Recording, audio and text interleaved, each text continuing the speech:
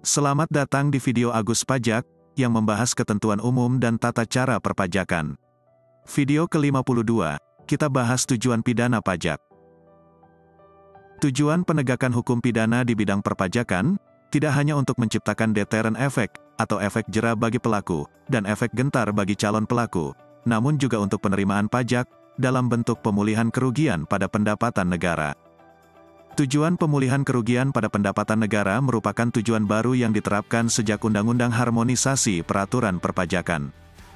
Sejak berlakunya Undang-Undang Harmonisasi Peraturan Perpajakan, penyidik pajak memiliki kewenangan untuk menyita harta tersangka, sama seperti jurusita. Tujuan penyitaan harta tersangka oleh penyidik pajak adalah pemulihan kerugian pada pendapatan negara. Istilah kerugian pada pendapatan negara ada istilah lain yang dalam pemeriksaan pajak disebut kurang bayar.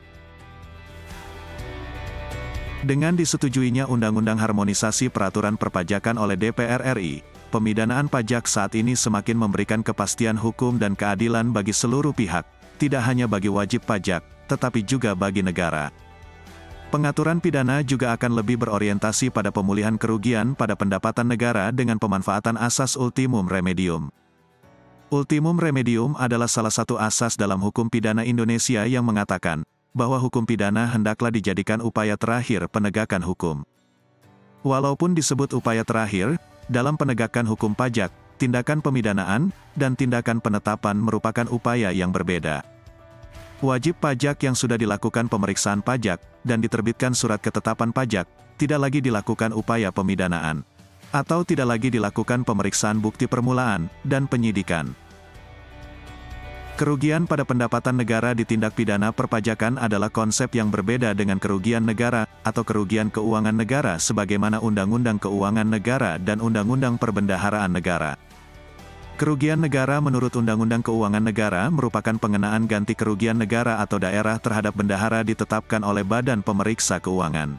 Apabila dalam pemeriksaan ditemukan unsur pidana, BPK menindaklanjutinya sesuai dengan peraturan perundang-undangan yang berlaku, dengan cara menyampaikan hasil pemeriksaan tersebut beserta bukti-buktinya kepada instansi yang berwenang yaitu, kepolisian atau KPK. Modus dalam kerugian negara biasanya perbuatan markup, memperkecil volume, kualitas kurang.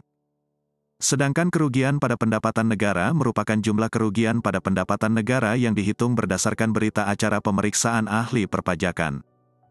Jumlah kerugian pada pendapatan negara yang harus dilunasi sebesar pajak yang tidak atau kurang dibayar atau yang seharusnya tidak dikembalikan, jumlah pajak dalam faktur pajak, bukti pemungutan pajak, bukti pemotongan pajak, dan atau bukti setoran pajak, disertai sanksi berupa denda.